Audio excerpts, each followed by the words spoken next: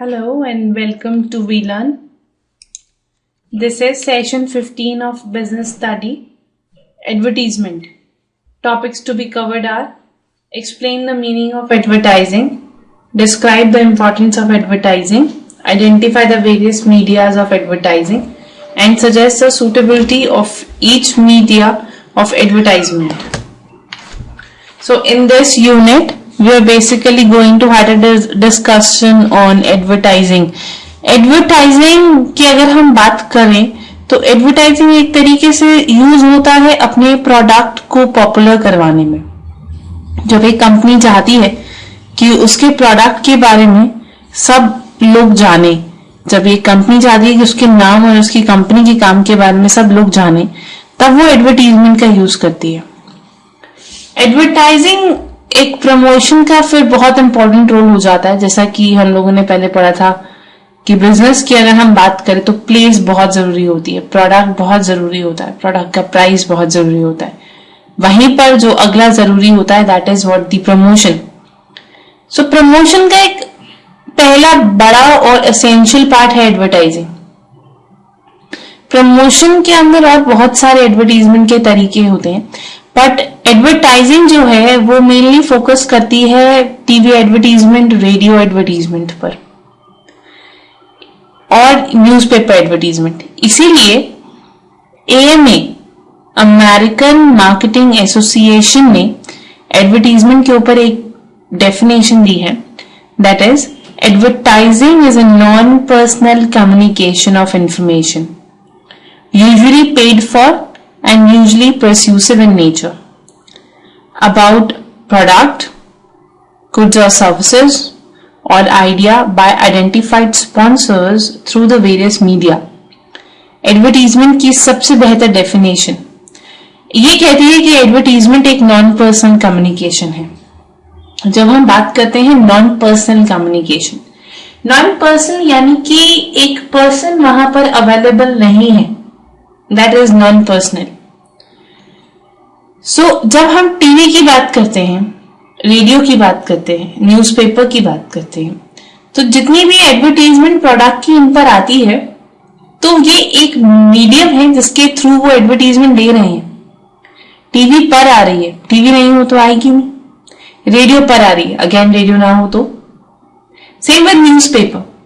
इसीलिए यहां पर कोई ह्यूमन बीइंग अवेलेबल नहीं है, कोई इंसान अवेलेबल नहीं है जो कम्युनिकेशन को क्रिएट कर रहा है या बता रहा है। एडवर्टाइजमेंट एक नॉन पर्सनल कम्युनिकेशन है जिसके अंदर यूजुअली ये बताया जाता है कि जो भी प्रोडक्ट, जो भी सर्विस, जो भी आइडिया एक कंपनी बना रही है या मार्केट में उतार रही है, जिस भी काम पर उसने पैसा लगाया है, it's identified sponsor through the various medias. तो इन दैट केस हम कैसे कस्टमर्स को बताएंगे, कैसे अपने प्रोडक्ट को की नॉलेज उन तक पहुंचाएंगे, that is come into advertisement. तो इसके दो फीचर्स मेन आते हैं, एक ये कि ये नॉन पर्सन कम्युनिकेशन है, दूसरा ये एक पेड फॉर्म है, क्योंकि कंपनी जब किसी भी तरीके की टीवी एडवर्टीजमेंट या रेडियो या न्यूज़पेपर एडवर्टीजमेंट करती है तो पैसे देती है, और जो भी मीडिया वो चूज कर रहे हैं वो मीडिया उनको स्पॉन्सर करता है, उनको सजेस्ट, उनके आगे नाम को, उनके आगे पहचान बढ़ाता है। So that is comes into advertising. Now type of advertising. Advertising जो होती है वो कितने तरह से हो सकती है। सबसे पहले है product advertisement. Product advertisement is purpose, इसका जो मेनली प्रोडक्ट एडवर्टाइजमेंट का जो होता है reason, that is the purpose is following comparative and reminders. Product advertisement मतलब जब कंप्लीटली एक प्रोडक्ट की जो एडवर्टाइजिंग है वो की जाती है, प्रोडक्ट के बारे में कंज्यूमर को बताया जाता है, प्रोडक्ट को अवेलेबल करवाया जाता है। So in that case this is particularly keeping in a mind कि यहां पे प्रोडक्ट के बारे में बात हो। इसीलिए इस एडवर्टाइजमेंट का जो पर्पस होता है वो पर्पस होता है, it is to informing in terms of information available करवाना, इंफॉर्मेशनल पार्ट पर आना, इंफॉर्मेटिंग, बताना है लोगों को कि इस तरह की एबीसी कंपनी मार्केट में है और वो एबीसी कंपनी जो है इस तरीके का प्रोडक्ट लेकर आई है। फिनोइंग। कंपैटिटिव इज व्हाट, कंपेयर करना एक दूसरे से, कंपेयर टू अदर्स, एक दूसरे के साथ कंपेयर करना। Reminder is refresh the memory and validate the usage, so that's come into the reminders. ये रिमाइंडर्स के अंदर आ जाता है। जब कंपनी बार बार अपने प्रोडक्ट की एडवर्टीजमेंट, अक्सर हम देखते हैं टीवी पर जब देखते हैं एडवर्टीजमेंट आती है तो हर चैनल पर एक कंपनी के प्रोडक्ट की जो एड है वो बार बार आ रही होती है। वो क्यों आती है बार बार? वो रीजन ये है, एक तो वो अपने प्रोडक्ट को कॉम्पिटिटिव सेंस में लेके आना चाहता है कि उसकी कंपनी जो है वो मार्केट में सबसे बेस्ट है, एक ये रीजन होता है। तीसरा कि वो अपने कंज्यूमर के माइंड में बैठना चाहती है। वो उनको जब भी आप अगर कोई भी प्रोडक्ट की या वैरायटी ऑफ कमोडिटी की बात करें तो सबसे पहले उस कंपनी का नाम है, याद करवाना चाहती है बार बार आपको कि हाँ वो एबीसी कंपनी जो है मार्केट के अंदर XYZ प्रोडक्ट के साथ है। So that is the 3 reasons जिससे हम लोग एडवर्टीजमेंट करते हैं। Another is institutional advertisement.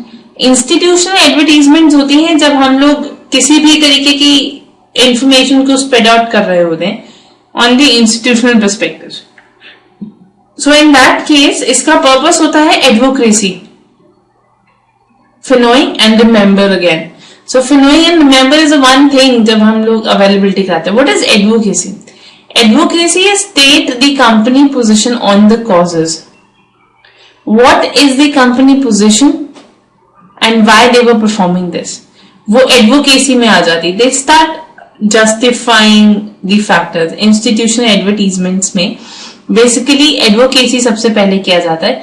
वो अपनी position के बारे में बता रही होती। Number 1 company, topmost company, India's best product। ये क्या है? Advocacy है। वो organization जो है वो अपने बारे में आपको बता रही है, अपने पोजीशन के बारे में आपको बता रही है। That's comes into advocacy. एक ये रीजन होता है जो हम इंस्टीट्यूशनल एडवर्टीजमेंट करते हैं। इंस्टीट्यूशनल एडवर्टीजमेंट का जो दूसरा फैक्टर है that is informing. Informing is state what the company does. Company क्या काम करती है? कंपनी बेहतरीन काम करती है, कंपनी साफ काम करती है, रिफाइनरीज हैं। ये इस जैसे फॉर एग्जाम्पल प्रोडक्ट टेक्नोलॉजी के साथ मैन्युफैक्चर होता है, हाई टेक्नोलॉजीज के साथ उस प्रोडक्ट को बनाया जाता है। ये फिनोइंग है। What does the company does? Company कर क्या रही है? एंड रिमेंबर इज जब वो अपने कंज्यूमर को अपनी कंपनी के बारे में बार बार रिकॉल करवाना चाहती है। That all comes into remember. The next is advertising role in marketing. Advertising की क्या क्या रोल है मार्केटिंग के अंदर? जब हम बात करते हैं मार्केटिंग की तो मार्केटिंग एक प्रोसेस है, अ सीरीज ऑफ एक्शन और method that takes place sequentially aimed at satisfying the consumer needs. Consumer के नीड को सैटिस्फाई करने के लिए, प्रॉफिट को जनरेट करने के लिए जितने भी एक्शंस, जितनी भी सीरीज ऑफ एक्शंस को किया जाता है उनके पूरे प्रोसेस को हम मार्केटिंग बोलते हैं। अगर सिंपल सी बात करें तो मार्केटिंग अपने प्रोडक्ट को पॉपुलर करने की, अपने प्रोडक्ट को सही जगह अवेलेबल करवाने की, अपने कस्टमर को समझने की, अपने कस्टमर को नीड को सैटिस्फाई करने की एक पूरी प्रक्रिया है। इसके अंदर हम पूरे मार्केट पर्सपेक्टिव्स पर काम करते हैं और हमारा जो पूरा फोकस होता है वो हमारे कंज्यूमर पर होता है कि किस तरह से हम बेटर तरीके से हम अपने कंज्यूमर को प्रोडक्ट अवेलेबल करवा पाएंगे। तो marketing this process include developing the product, pricing them statistically, making them available to the customer through a distribution network and promoting them through the sales and advertisement activity. So marketing जो है एक process है। हम जब develop करते हैं product को बनाने का एक प्रोसेस है, प्रोडक्ट को बनाते हुए उसके प्राइस को डिसाइड करने का एक प्रोसेस है। एट द सेम टाइम अगर किसी तरीके की स्ट्रैटेजी बनानी है तो उसका वो एक प्रोसेस है। कस्टमर तक अवेलेबल करवाना उस प्रोडक्ट को, वो भी एक बहुत बड़ी चीज है। अगर आप सपोज अगर आप गुड़गांव में बैठे प्रोडक्ट बना रहे हैं तो आप पूरी इंडिया के अंदर अपने प्रोडक्ट को अवेलेबल करवाना चाहते हैं तो कैसे करवाएंगे? एक वो उन सारी एक्टिविटीज पर काम करना, उन सारी एक्टिविटीज पर वर्क करना भी तो एक मार्केटिंग का काम है। देन सेल करना, एडवर्टीजमेंट करना, कस्टमर्स को अपने प्रोडक्ट के बारे में बताना, ये भी सब एक एडवर्टीजमेंट का रोल है। So in that case that is simply related to, इन सारी एक्टिविटीज को मिलाकर एक छोटे से फॉर्म में, समरी फॉर्म में हम उसको 4 P's बोलते हैं। 4 P's का मतलब मार्केटिंग मिक्स। तो इसके अंदर प्रोडक्ट, प्राइसिंग, प्लेस, प्रमोशन, ये सब आ जाता है। सो एडवर्टाइजमेंट किसका टूल है? एक प्रमोशन का। हम इसे प्रमोशन का टूल इसलिए मानते हैं क्योंकि it's completely depend on how you communicate, कैसे आप किसी से बात करते हो।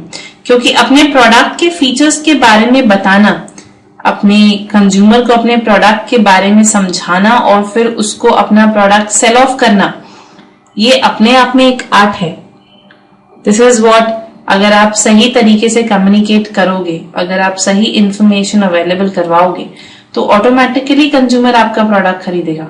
पर अगर आप ऐसा नहीं कर पाते हैं, आप कंज्यूमर तक अपना प्रोडक्ट सही से अवेलेबल नहीं करवा पाते, इफेक्टिवली उन्हें उस प्रोडक्ट के फायदों के बारे में नहीं बता पाते, तो ऑटोमेटिकली कंज्यूमर आपका प्रोडक्ट खरीदेगा ही नहीं। Think of your self as an consumer. आप अपने आप को भी कंज्यूमर रखकर सोच सकते हैं कि अगर आप कंज्यूमर हो तो कैसा प्रोडक्ट खरीदना चाहते हैं, और फिर जब वो प्रोडक्ट वैरायटी ऑफ शॉप पर अवेलेबल होता है तो बाकी 4 को छोड़ के आपने उस एक ही शॉप से क्यों खरीदना? उसके n नंबर ऑफ रीजन होते हैं। सो उससे इसीलिए एक जो बिजनेस है या जो एक कंपनी है वो एडवर्टीजमेंट करती है ताकि उन 4 में से एक शॉप उसकी हो जहां से आपने प्रोडक्ट खरीदा है। So advertisement is the one of a numerous tool use in promotion और communication aspect of a marketing. Marketing के जितने भी प्रमोशन से रिलेटेड या कम्युनिकेशन से रिलेटेड जितने एस्पेक्ट्स होते हैं वो एडवर्टीजमेंट के अंदर आते हैं। एडवर्टीजमेंट के फंक्शंस क्या क्या होते हैं? अगर हम फंक्शंस की बात करें तो सबसे पहला फंक्शन होता है to identify the product and differentiate them from the others. अपने प्रोडक्ट को समझो और अपने प्रोडक्ट को दूसरों से अलग कैसे बताना है ये भी आपको पता होना चाहिए। अगर हर कंपनी एक रजिस्टर बना रही है तो आपका रजिस्टर दूसरे के रजिस्टर से बेटर कैसे है वो पता होना चाहिए। एडवर्टीजमेंट का यही खासियत है कि वो प्रोडक्ट को अलग करता है बाकी सबसे। अब इसका एक रीजन ब्रांड भी हो सकता है। आपने अपनी कंपनी का जो ब्रांड नेम है उसके साथ अटैच कर दिया। जैसे टाटा का आप एक एग्जांपल ले सकते हैं। टाटा अपने आप में एक ब्रांड है, तो अगर वो ऐड करता है Tatas product, Tata Sumo, Tata nano, तो उस प्रोडक्ट की वैल्यू ऑटोमेटिकली इंक्रीज हो जाती है, वो ऑटोमेटिकली डिफरेंशिएट हो जाता है बाकी प्रोडक्ट से। तो ब्रांडिंग एक रीजन हम लोग ले सकते हैं फंक्शनिंग ऑफ एडवर्टाइजिंग में। तो it's identify the product and differentiate them from the others. It basically to communicate the information, information को कम्युनिकेट करने में बहुत मदद करता है।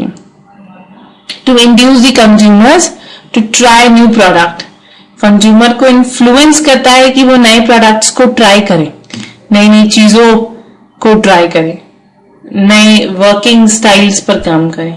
सो that's coming to induce the consumers, ताकि कंज्यूमर जो है, हम लोग नए कंज्यूमर्स तो अटैच करें ही पर रिपीटेड कंज्यूमर्स आए। रिपीटेड मतलब कि बार बार एक कंज्यूमर ने जो प्रोडक्ट खरीदा वो बार बार हमसे प्रोडक्ट खरीदे। टू स्टिमुलेट द डिस्ट्रीब्यूशन, हम अपनी डिस्ट्रीब्यूशन को बेटर कर सके, स्टिमुलेटेड डिस्ट्रीब्यूशन हो। To build the brand awareness, preference and loyalty, ताकि एक ब्रांड अवेयरनेस जनरेट हो सके, एक अच्छी प्रेफरेंस और लॉयल्टी आ सके। And to lower the cost of a sales, that is to bringing out the lower cost of a sale. जो आपकी जो जितनी भी कॉस्ट आपकी एक प्रोडक्ट की सेलिंग करने में जाती है उसको लोअर डाउन कर सको। So for the cost of reaching just one prospect through personal selling, company can reach thousands of people through the media as advertisement. आप एक एक के पास जाएंगे, एक एक को अप्रोच करेंगे, इससे बेटर ये होगा कि आप एक मीडिया के थ्रू लाखों को अप्रोच कर सकें. So that's come into the lower the cost of sale. Then classification of advertising. हमारी एडवर्टाइजिंग की कुछ क्लासिफिकेशंस होती हैं. सबसे पहली क्लासिफिकेशन है that consumer advertise related to the target audience.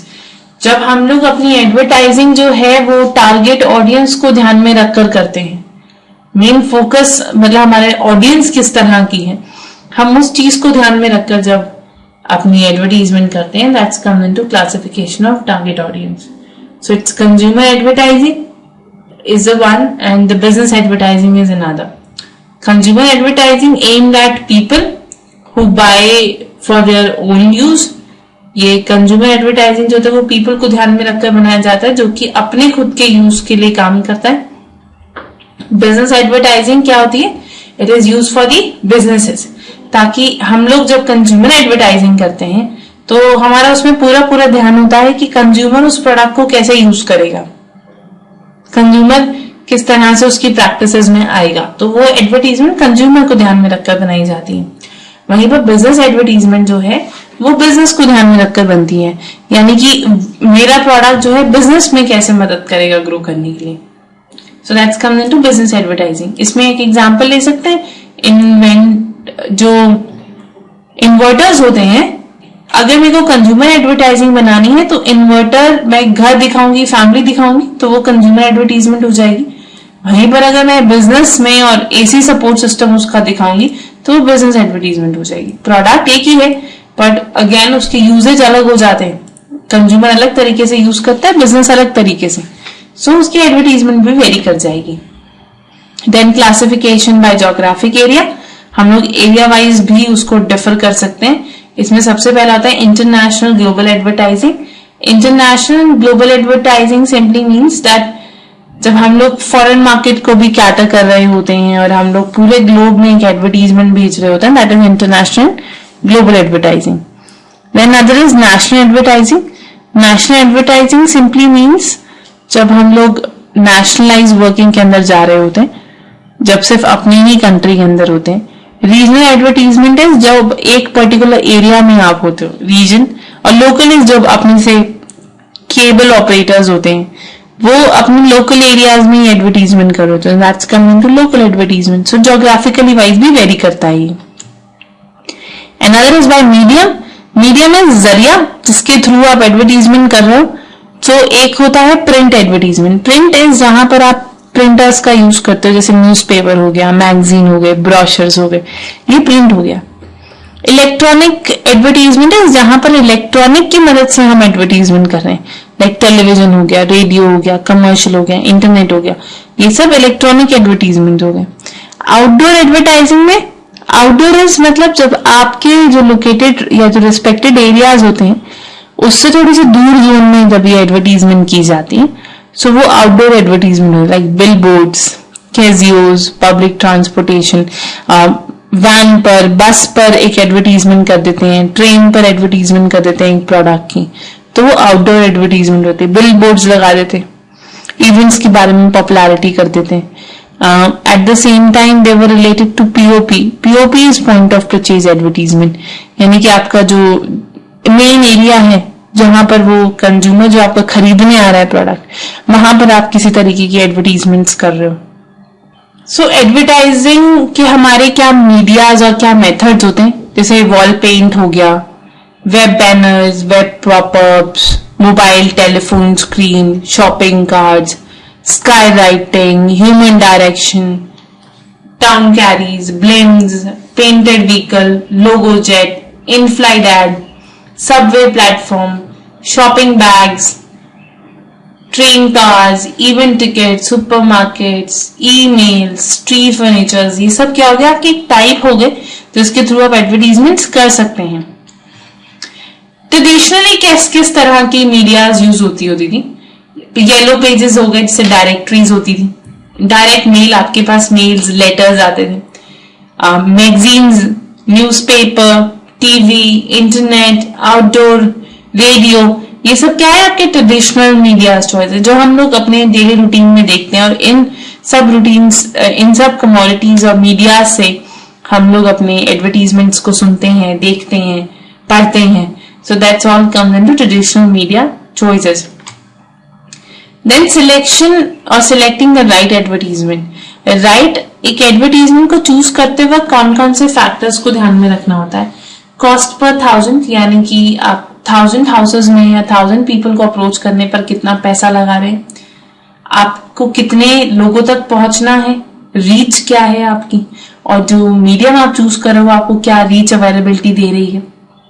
Frequency मतलब कितनी जल्दी इंफॉर्मेशन अवेलेबल हो रही है, आपकी जो टारगेट मार्केट है उन तक कितनी जल्दी आपकी इंफॉर्मेशन पहुंच रही है.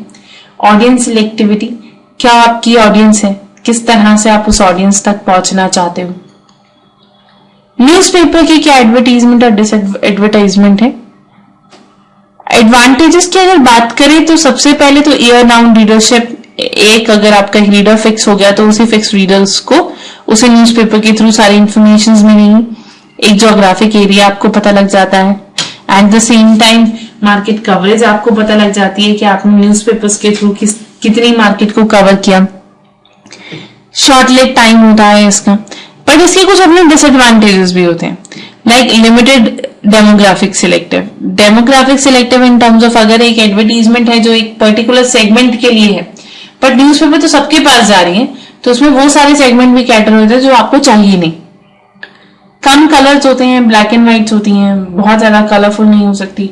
But no, this option is not as such, but हाँ लिटिल कलर्स होते हैं comparative to like TV advertisements. Colour varieties जो है वो लिमिटेड होती है, एक्सपेंसिव होती है, लो पास अलॉन्ग वेट. लोगों को याद रहेगा, लंबे समय तक याद रहेगा ये भी गारंटी नहीं होती, क्योंकि एक न्यूज़पेपर जो है सुबह शायद 2 घंटे के लिए पढ़ी जाती है या शाम के लिए. दैट इज व्हाट उसका जो रीडिंग टाइम होता है या उस एडवर्टीजमेंट के पास जो रुकने का टाइम होता है वो छोटा होता है. एंड मास मीडिया नहीं होता है. दिस मीडियम इज नॉट मास. आपको जो भी लिटरेट है वो न्यूज़पेपर तो पढ़ेंगे ही नहीं, तो उनके पास तो जाएगी नहीं. रेडियो की भी अपने कुछ एडवांटेजेस और डिसएडवांटेजेस हैं. एडवांटेजेस सिलेक्टिव ऑडियंस पर जाती है, जोग्राफिकली डिपेंडेंट होती है कौन से एरिया में आपको देना है एडवर्टीजमेंट, एंटरटेनमेंट होती है और शॉर्ट टर्म होती है.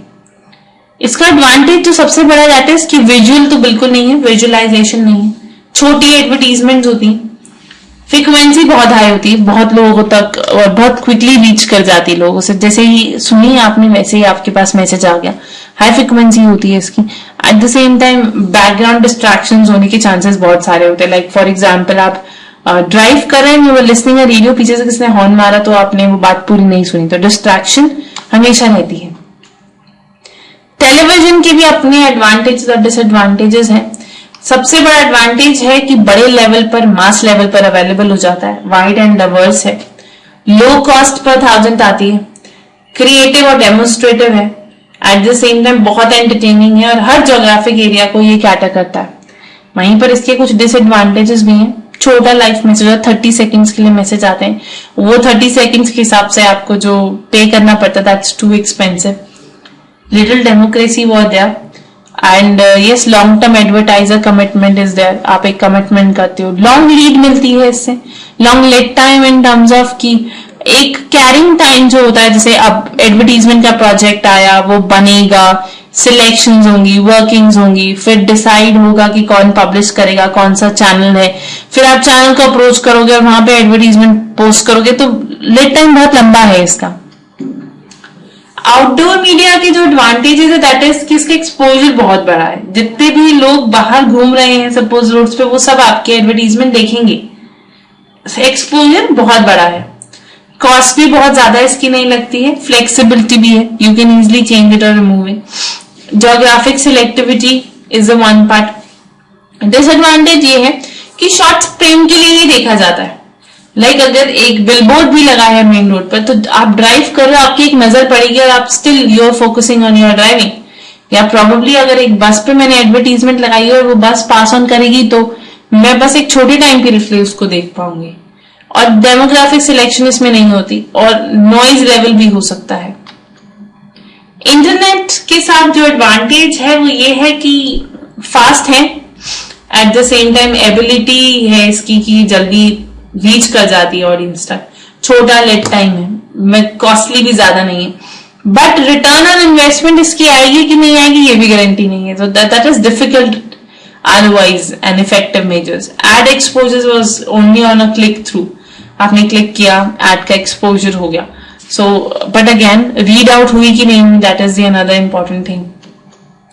There were other mediums like hoardings, जैसा कि आप example में देख सकते हैं. मीडिया कहता है वो एक hoarding है, that is जो normally हम लोग painted medias के through हम लोग use करते हैं. Posters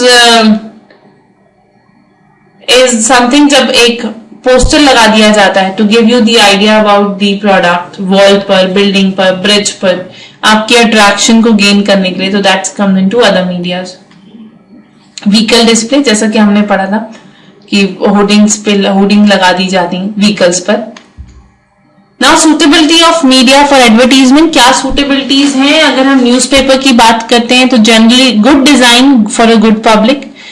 पीरियोडिकली चेक करना होता है कि हमें किस तरह से पीरियोडिकली अपने कस्टमर ऑडियंस तक पहुंच रही है. रेडियो कितना वैरायटी तरीके से वो बताएंगे प्रोडक्ट के बारे में और कैसे प्रोडक्ट को सेल ऑफ करेंगे. टेलीविजन इज कि how effectively they speak and how effectively they look. जितना इफेक्टिवली वो एडवर्टीज करेंगे उतना ही ज्यादा प्रोडक्ट आगे सेल ऑफ होगा. So there are few questions which you have to do it by yourself. The very first is what is meant by advertisement. Advertisement क्या होता है? Advertisement के features क्या होते हैं?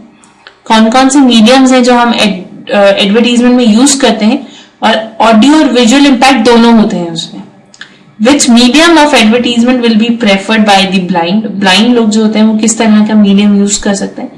और what is the advertising and what purpose does it serve? And what are the advantages and limitations of newspaper advertisement? So this is about all in this session. We are winding up here. Thank you so much. Happy learning. We learn.